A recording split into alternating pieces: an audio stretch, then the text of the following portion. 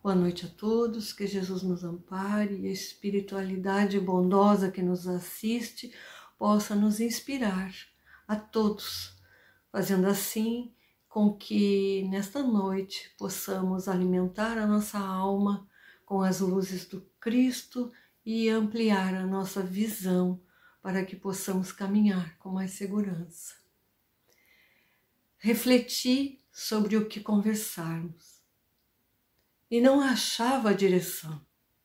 Então orei e pedi a Deus para que me desse uma luz. E a resposta foi um profundo silêncio, mas um silêncio pacífico. E ao mesmo tempo, quando a resposta silenciosa me chegou, eu lembrei que Deus responde às nossas inquietações, às nossas orações, através de várias formas. Pode ser por alguma pessoa, por uma circunstância, enfim, de várias formas. Basta que estejamos atentos para descobrir que Ele nos mandou essa resposta ao nosso pedido. E foi assim que aconteceu, quando recebi de um amigo um artigo onde falava que uma antropóloga cultural, Margaret Mead, norte-americana, foi questionada por um estudante sobre qual seria o primeiro sinal de civilização em uma cultura. Logicamente, esse aluno, esse estudante, imaginou que ela falaria de ferramentas de caça, potes de barro, instrumentos e artefatos religiosos, mas não foi essa a resposta que ela deu. Para a surpresa desse aluno e para a nossa reflexão, a resposta de Mead foi que a primeira evidência de sinal civilizatório em uma cultura foi um fêmur fraturado, encontrado há 15 mil anos atrás. O fêmur é o osso mais longo do nosso corpo. Ele liga o quadril ao joelho. E na época, na situação vivida por essa pessoa que quebrou o fêmur há 15 mil anos atrás, a situação vivida por ele, por qualquer das pessoas que assim tivesse essa quebradura, fatalmente seria o fim dela, morreria, não conseguiria sobreviver. Porque ela não conseguiria se alimentar, ela não conseguiria se defender, ela não conseguiria se abrigar, não conseguiria fazer nenhuma atividade necessária para a sua sobrevivência. E isso, para um hominídeo, quase como também seria necessário entender que para todo animal a situação seria a mesma, pois a vivência dos primeiros homens na Terra não diferia muito dos animais que aqui estavam. Então Margaret Mead, essa antropóloga, respondeu ao estudante que a primeira evidência civilizatória em uma cultura foi um osso fraturado, que nos leva a refletir como assim? O problema não foi só a questão da fratura. O que mais chamou a atenção foi que essa fratura cicatrizou. Esse osso foi curado. Então, neste mesmo instante em que refletia sobre a experiência da Margarete e a constatação que ela nos trouxe, eu lembrei de um momento onde estava num grupo de estudo e o palestrante, o dirigente desse estudo, nos trouxe a seguinte reflexão e perguntou a todos nós qual seria ou o que seria, o que levaria o homem a se tornar humanizado, o que levou o ser humano a se humanizar. Muitas respostas, cada um respondeu o que imaginava ser a melhor resposta. Foi dito,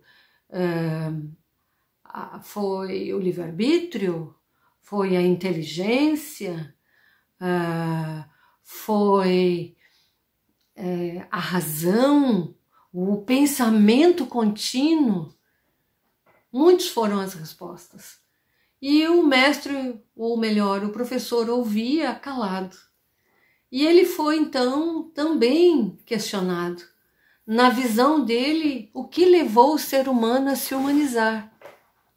E ele respondeu, o sentimento. E foi aí que uma emoção doce se acercou da minha alma. Porque a experiência relatada pela Margarete e a experiência que tive numa sala de estudo me levaram a ver em minha tela mental refletida o sorriso do mestre, numa expressão doce, olhando para a humanidade. E ali eu pensei, pronto, encontrei a minha resposta. Jesus é o motivo da nossa fala de hoje à noite. Ele precisa ser lembrado, não só como aquele que nasce no Natal. Ele precisa ser lembrado e aquecido em nosso coração. A humanidade está precisando de Jesus. Nós estamos carentes de Jesus. Precisamos trazê-lo para perto de nós. Então eu entendi que o que eu deveria falar hoje era sobre Jesus, o Cristo de Deus. E lembrei também que existe na Revista Espírita de fevereiro de 1868, uma mensagem ditada por vários espíritos, aonde eles relatam quem são os Cristos. E eles nos dizem que os Cristos estão no topo da escala dos espíritos puros. Portanto, não apenas são espíritos puros, eles estão na última etapa, lá no topo dos espíritos puros. São Luís diz que eles são os executores da vontade de Deus no infinito. Emmanuel, no seu livro A Caminho da Luz, ele nos relata que houve uma reunião de Cristos, no momento em que a Terra estava em formação. Esses Cristos se reuniram nas cercanias, próximos à Terra, ajudando na elaboração, na formação deste planeta, para receber, quando estivesse adequado, as almas em processo de crescimento e amadurecimento, prontas a habitar esse planeta. E numa segunda reunião também Emmanuel fala que houve no próximo à terra desses cristos foi para constatar o estabelecimento da diretriz que o governador espiritual da terra, o Cristo responsável pela terra, desceria ao orbe, trazendo às famílias humanas a lição imortal do seu evangelho de amor. Então, nós vamos falar hoje desse Cristo, desse Jesus, que aproximadamente há 4,5 bilhões de anos atrás assume a governadoria da nossa terra. Desde a formação até a chegada das almas que Deus confiaria ao seu coração para o conhecimento da verdade que liberta e do amor que redime. Quando o homem havia crescido o suficiente, mas ainda nos primeiros passos infantis, o Cristo envia seus trabalhadores para arar o solo cru e estéril dessas almas. E foi revelado a eles a existência de um Deus único, que rege, cuida e administra a vida em toda a natureza, cuidando de todas as criaturas. A seguir, vieram os precursores falando do mundo das ideias, onde habita a luz e a verdade. Toda a tarefa era preparar as almas humanizadas para o propósito de que no momento que o Cristo aqui chegasse, pudesse encontrar um terreno mais favorável para difundir a sua mensagem de amor, que vibra em seu coração e no coração de Deus. Ele chegou sob forma de menino, mostrando a importância da família e que a vida, ela resplandece em renovação e que também a simplicidade da criança oferece orientação da humildade necessária para se crescer e aprender durante a trajetória.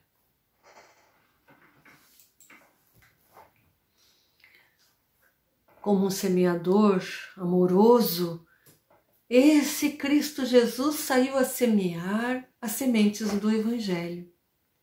E as sementes foram caindo e se alojando em solos diversos, traduzidas pelas diversidades de almas existentes aqui, estagiando nessa terra.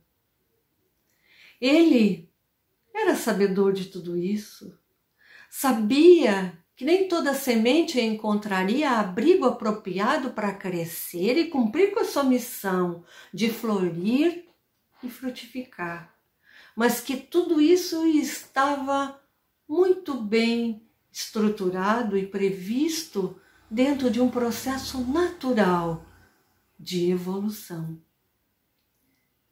Tem uma frase do Espírito Lázaro no Evangelho segundo o Espiritismo que traduz muito bem tudo isso, onde ele diz que o espírito precisa ser cultivado como um campo. Então todos os antecessores do Cristo estavam preparando o campo, a terra das nossas almas para receber as sementes do Evangelho, trazidas pelo nosso Mestre amado Jesus. Esse Mestre se fez pastor de ovelhas. muitas vezes se mostrou dócil e cuidadoso como um apacentador de ovelhas, cuidando e preservando-as, conduzindo-as pelo caminho correto.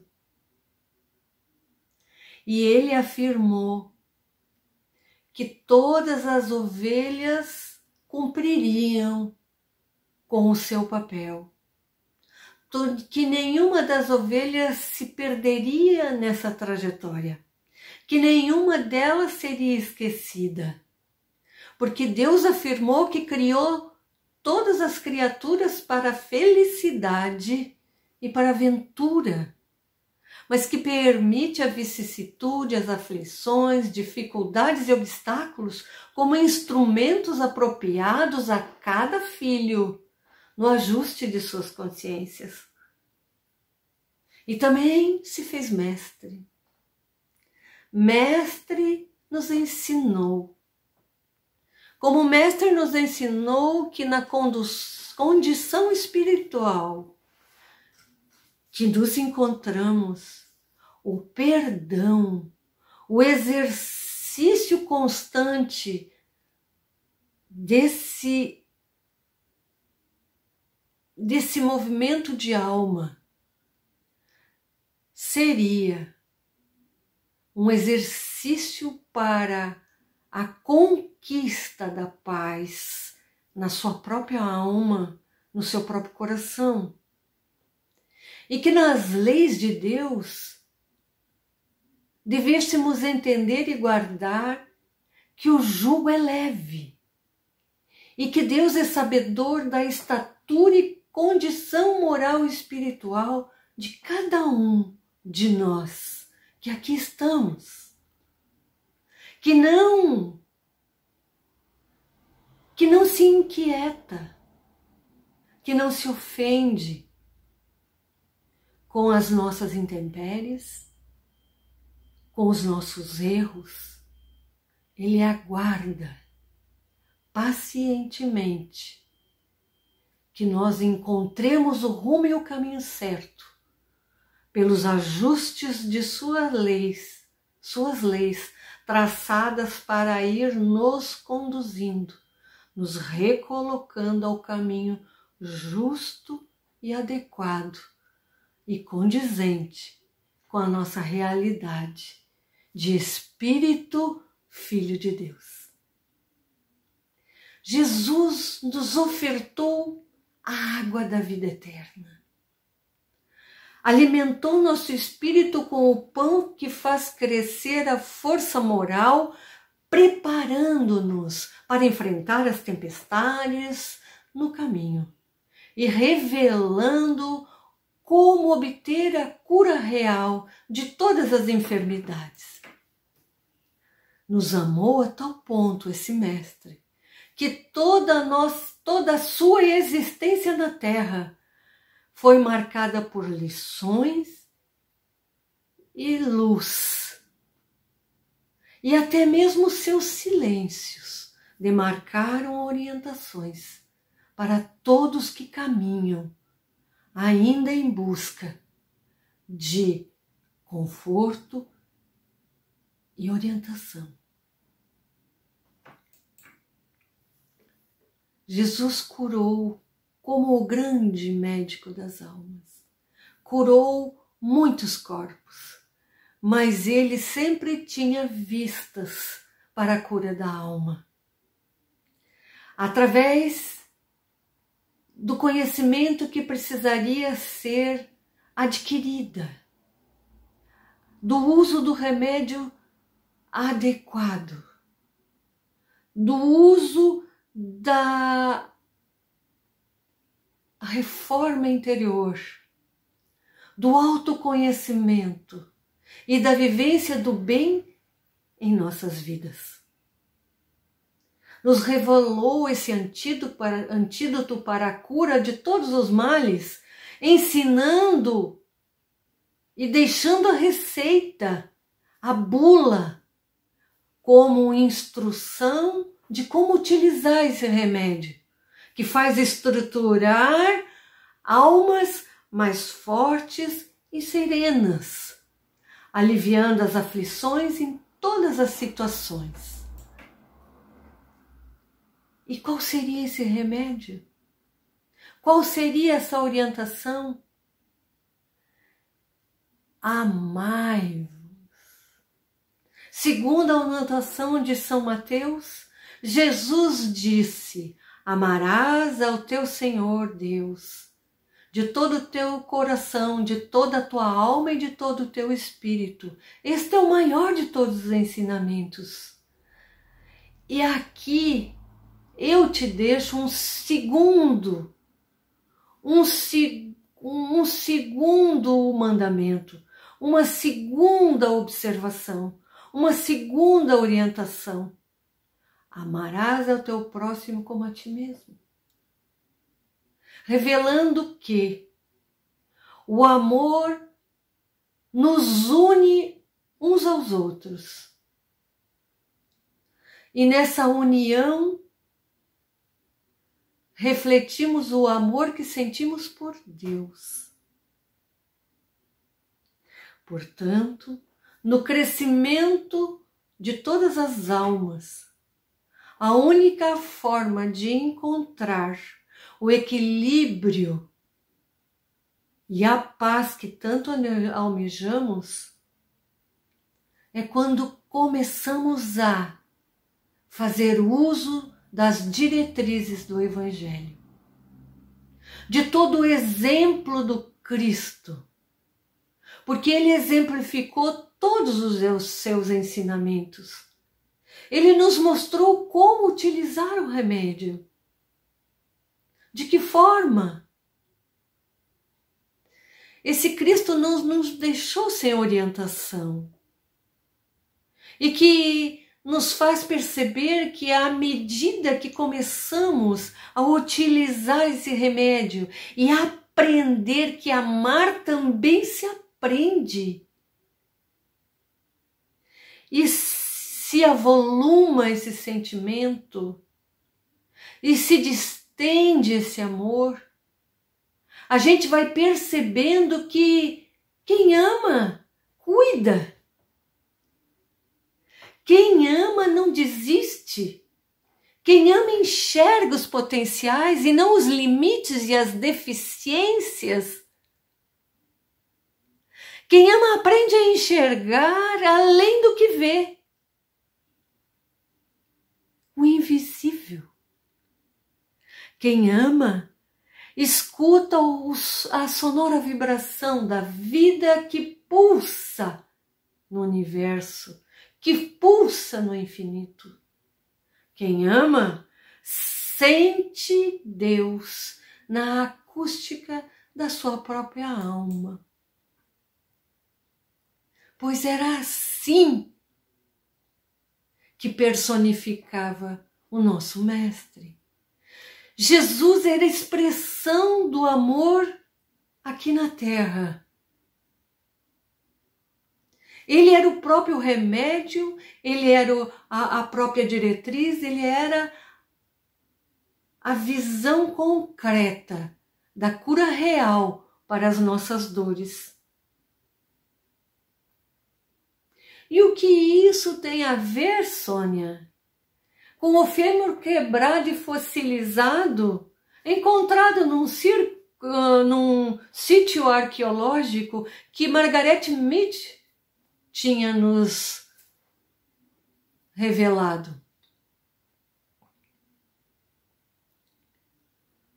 Pois, no dizer de Margaret Mead, aquele osso quebrado e cicatrizado revelou a nós que alguém teria cuidado daquela pessoa que tinha quebrado aquele osso.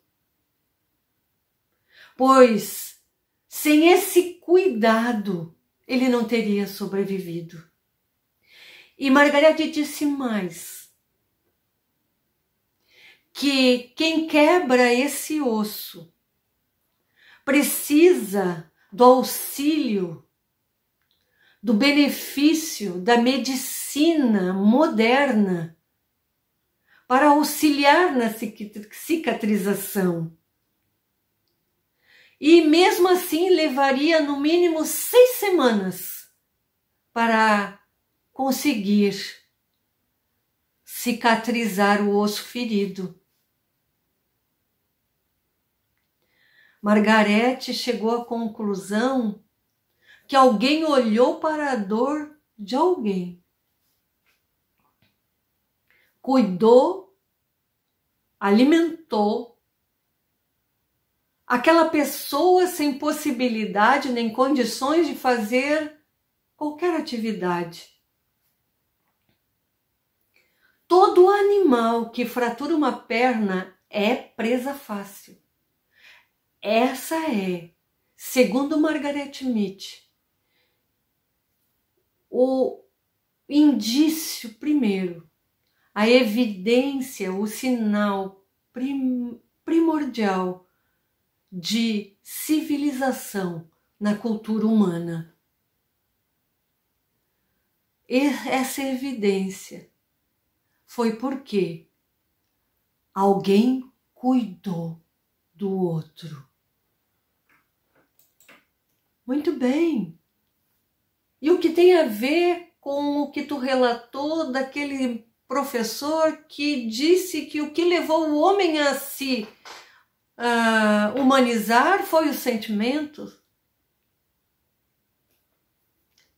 Pois é nessa ação dos nossos sentimentos, das emoções vividas nas relações, nas nossas vivências em relações com o outro, com nós mesmos e com tudo que nos cerca, que vamos aperfeiçoando na trajetória da evolução as ferramentas exaltadas pelo Cristo.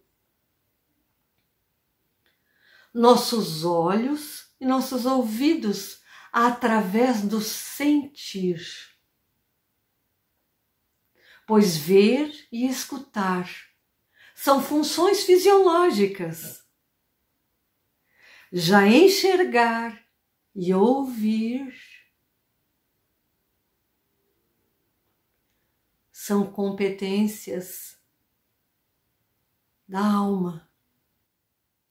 Estamos aprimorando os nossos sentidos através de tudo que nos afeta, desde o estímulo mais básico, mais instintual, às emoções mais nobres e sentimentos. E assim desenvolvendo competências como a empatia, solidariedade, fraternidade. A dor do outro já nos afeta e nos move em sua direção. Somos movidos por um sentimento de compaixão que não nos deixa desviar o olhar.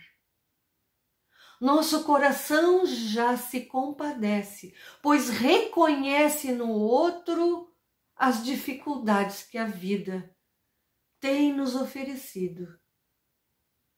E que ninguém vive e é feliz nessa vida sem a presença e o cuidado do outro. Estamos em tempos de transição, do mundo de provas e expiações para o de regeneração. Se antes cuidávamos apenas de ossos e corpos, hoje estamos descobrindo que precisamos tratar as nossas almas. Descobrir o que nos revelou o Evangelho e os Espíritos bondosos, a nossa verdadeira chaga incrustada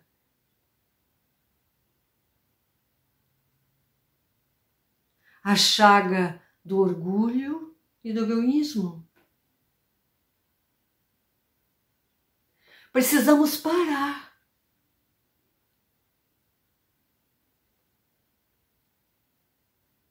a gente precisou parar para que de verdade, em contato com nós mesmos, percebendo as nossas limitações, as nossas dores, as nossas dificuldades, as nossas carências, as nossas ilusões,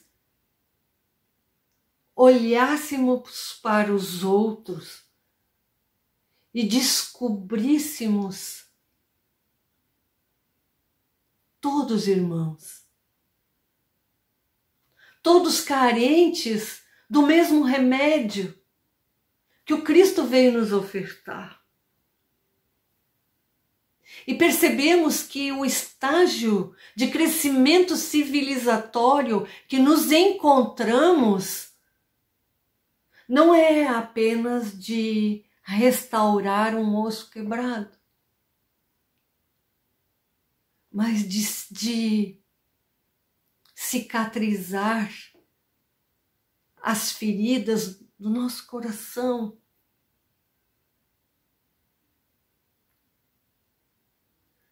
Onde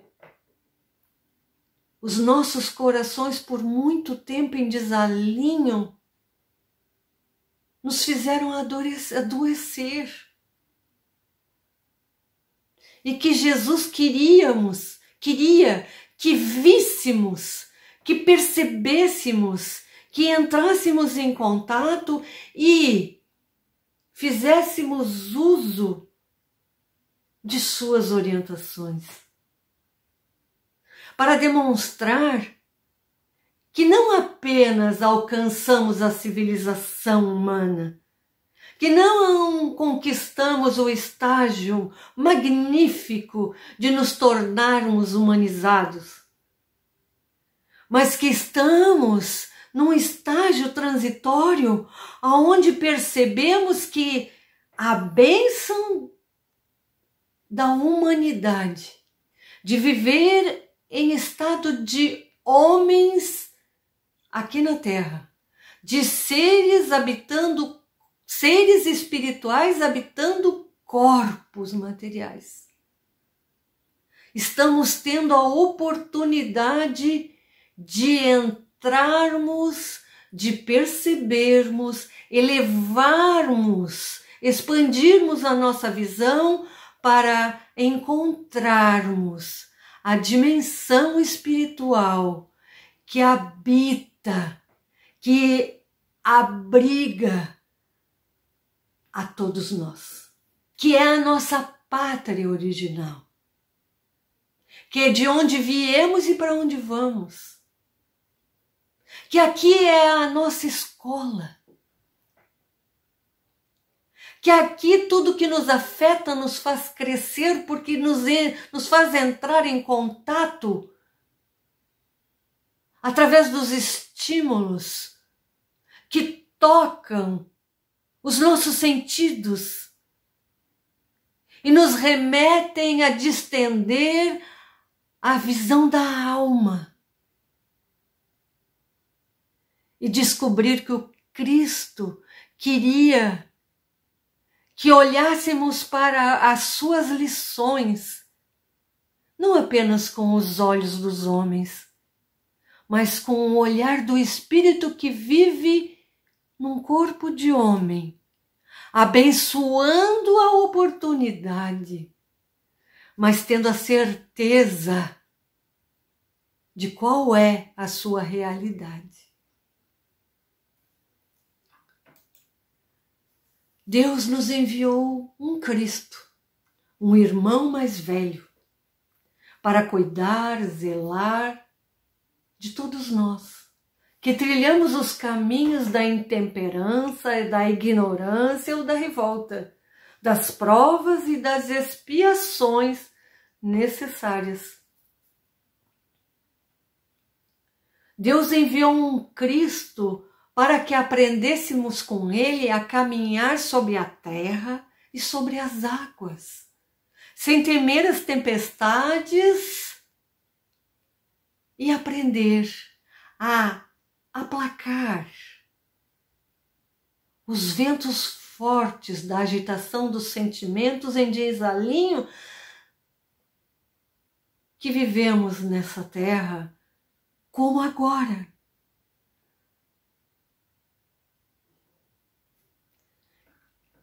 Deus enviou-nos um Cristo para nos ir trazendo de volta ao rumo, para curar a nossa visão da cegueira espiritual, para tratar a nossa audição, para que ouvíssemos os sons das almas e dos corações, na sinfonia do universo. E, portanto, crescemos hoje a tal ponto que nos cabe apenas agradecer e seguir em frente com a fé robustecida pela luz desse Mestre amado e de seu amor por todos nós. Ai, que saudade, que vontade de te abraçar, Jesus. Gratidão, Jesus. Gratidão, amigo. Gratidão, irmão nosso. Fica conosco. Olhai por nós. Renasça sempre como neste Natal. A cada dia, para que a esperança nunca nos falte e a paz nos direcione rumo à regeneração. E com a tua atenção e teu cuidado, construir o reino de Deus com bases seguras em nossos corações. Gratidão, Jesus. Gratidão a todos. Gratidão, Senhor da vida. Que possamos ser agradecidos. Que possamos ser conscientes de que estamos vivendo momentos cruciais para todos nós, os trabalhadores, os irmãos em caminhada, juntos, nos momentos que a Terra vivencia a dor, mas vê surgir a luz de um novo dia, com a esperança não da vacina que vai nos imunizar do Covid apenas. Ela é bem-vinda e necessária. Mas com o remédio em dose certa para o crescimento de todos nós, rumo ao caminho que nos levará ao nosso Pai.